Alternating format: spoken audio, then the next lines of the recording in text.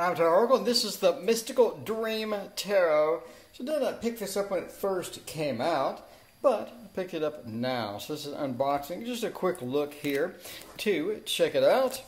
So this is a very nice box. As you can see, the Mystical Dream Tarot has a lot of good reviews, and I like the what I've seen from other YouTubers that sort of unbox this and show it off. So it looks really cool, and a very nice box that sort of just pulls out here.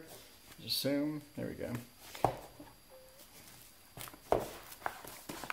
So it's a nice inner box that just sort of pulls out of the main one. Looks like it has some damaging a shipment maybe, but nice thick book as well. Let's come back to the book and head straight to the cards. There's half of it and there's the other half. So I like how they just split it in half so it would fit with a fairly thick book. So here we go. So we got the Four of Cups. So it looks like we have the Cups, Lord of Cups, and the Innocent instead of the Fools. It does look like things are a bit renamed, but let's check that out here. I like the art style. It's not too colorful, or you're not just way too colorful, and it's a nice gloss on it as well. So here's the back, and it's fairly, I mean, it's okay. It's fairly thick. So it's the Innocent. So they're renaming the cards. Very limited palette type look to it, but yeah, the Princess of Dreams, the Dream Carrier. Now that's interesting. So the Dream Protector. So the Empress and the Emperor. The Emperor has sort of a mastery of water, apparently. The Hierophant. That's an interesting pose for the Hierophant, and an interesting pose for the Lovers as well. The Moon Chariot. They just combine them. So there we go. The Wisdom Teacher. The Ouroboros. Sophia. So yeah, limited, sort of that off blue. And they sort of got all the colors as well and desaturated them pretty well too. The Wise Fox. Temperance. Who just sort of gave up on mixing anything on the Temperance card there. Sorcerer. And Divine Tower. Huh. A lot of sort of reimagining of many of the cards, right? So the Moon almost looks like a tower effect on the Moon. High Tide. Sun and Judgment. Sort of a repeat of most of the colors across, which is good. So Ace of Wands. The Two of Wands. Interesting thing about that. The Three, it's almost like he's sort of blocking or guiding. I'm not really sure what's going on there. So, or this is a Scarab. Four of Wands, so that home reimagining. Except it's not four, it's more of just a columns. Five of Wands, almost has that Six of Swords feel, doesn't it? Stop that journey almost. The journey and just fishing and whatnot. And then the Six of Wands. So the Five of Wands is usually the combat. That's a complete reimagining of that. Then we have the Six of Wands for the success. I'm not really sure. Yeah, I think the book is going to need to be read for most of the deck. Because some of these are so reimagined, I'm sort of trying to figure out exactly how that all works. Let's pause and grab one of these cards, in fact. So I sort of get where they're going with the vibe. It's a limited palette and desaturated colors for the dream aspect, or everything's sort of hazy in the dream. It's not quite there. And luckily the book does explain sort of where we're going with this. The golden craft of dream consciousness sails into the waters of the unconscious. The dreamer seeks to plummet the mysteries of the depths. The journey is guided by the shining globe of the intuitive created spirit. So it seems sort of journey is guided. So we're on a sort of different journey. So it's like completely reimagined. I mean, it's not even remotely similar. Carried in beyond waking consciousness to the inner voice of wisdom, etc., etc. In a reading, everything one does is guided by inner wisdom. There is a great desire to plummet the depths in search of answers to life's mysteries, heighten awareness, etc., etc. So that's interesting. So yeah, this has absolutely nothing to do with the traditional Five of Wands. So it's completely reimagined in many of these cards. So let's get back to flipping through the cards. So I zoomed in a bit for the remainder of the flip through here. So let's check this out here and head on to the Nine of Wands and the 10. So not really a burden. Sort of wandering into new territory here. Really sort of need the book to understand a lot of these. Lady of Wands and Lord of Wands. So if you're going in raw, you're going to have a bit of difficulty picking some of this up, since again it is a dream awakening, a dream state, sort of muted colors, big lines, digital type looking. Very interesting. So kind of wanted to dig into the book and take this out. So this would be good for dream interpretation as well.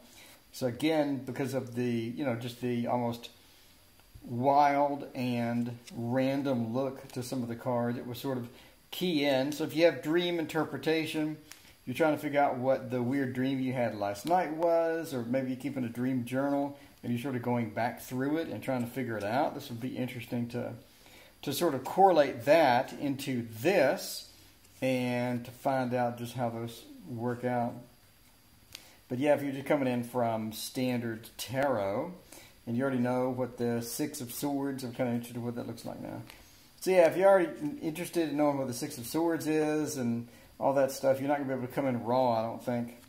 You could, I guess you do intuitively, and sort of jump in intuitively without reading the book, but the book seems like a necessary piece at this point. So I'm looking forward to getting into these and sort of memorizing a bunch of the different aspects here and seeing how this works out. That's interesting. The Lady and the Lord are so similar. And then we have the Pentacles, the 2, 3. Yeah, some of the images you're just like, I have no clue whatsoever. Especially like that one, like the 4. Just coming in and doing intuitive reading would be interesting. I would kind of see just doing, wow, it's falling down. I'm kind of interested in just doing 100% intuitive and just seeing how that kind of works out with this, right? So that is the Mystical Dream Tarot, life guidance from the depths of our unconscious. And we'll do a 4K flip through and check this deck out. I know I just kind of flipped through fairly fast, but again, we'll do 4K flip through the Mystical Dream Tarot. And we'll do some of this on the stream as well. I'm kind of interested to throw this onto the stream and see how it works out. So let's take a look at the book. So we start with the majors, and each major gets about a 2-page spread. The book is 159 pages. So the Hanged Man, for example, you get sort of talking about unconscious depths. Peruse the book, and quite a bit of it is unconscious depths and journeys and depths. So in a reading, the Hanged Man is willing to go beyond all obstacles to achieve love and principles. Again, a reimagining of a lot of this stuff, right? The Wise Fox, in other words, death. The appearance of the Wise Fox marks a period of change. So we have a lot of similarities. Temperance, healing and reconciliation, hardened beliefs must be softened. This Devil, an individual stuck in wrong thinking, a victim of their own misguided visions. They suffer injustices and tragedies. So the majors seem to follow at least a little bit of the traditional meaning. It's when you get into the minors that we sort of ditch a lot of that stuff. So the Five of Wands, again, for an example, everything one does is guided by inner wisdom, which is going to be a rethinking or reimagining of that. So the Six of Wands, progress towards creation, the fruits of one labor yield abundance. So that's pretty similar. Anyway, so you do get 1 page for each of the minors, and you do get 2 pages for each of the majors. So as we sort of walk in the back of the book, we get a section called Shaking the Camera. No, we get a section called Working with the Deck. That is in part 3, and that has a waking dream spread, which looks pretty cool. And the dream life cycle spread. Talks about all that, and then have a sample reading, which is good. So sample reading sort of goes back to the cards and sort of links them together, and then has a nice summary for that as well. The Dream of Hidden Treasures spread, and let's see, the Dream Wisdom spread, and then a sample reading for that. So you do get a couple of good sample readings. I like it. And then we come to the Dream Incubation Portal readings. So there's that. And then a place where you can take your notes. So I think it's a fairly interesting looking deck. And I think they did a nice reimagining of some of the cards. I'm not really a huge fan of the limited palette and the reuse of all the colors. I sort of like decks that are a bit brighter, but I do like that it is borderless. And I do like that they just sort of tackled almost a dream interpretation feel with it. And I'm happy that the book covers everything. One of the problems with the reimagined deck is you'll just have a deck and you're not really sure where it's going, but it has no book, or the book is not adequate. But this book looks more than adequate. It has a bunch of sample readings, and overall it looks pretty interesting. So we'll have a 4K flip through tonight for this one, and I will see you then. Thanks for watching. Please hit like and subscribe.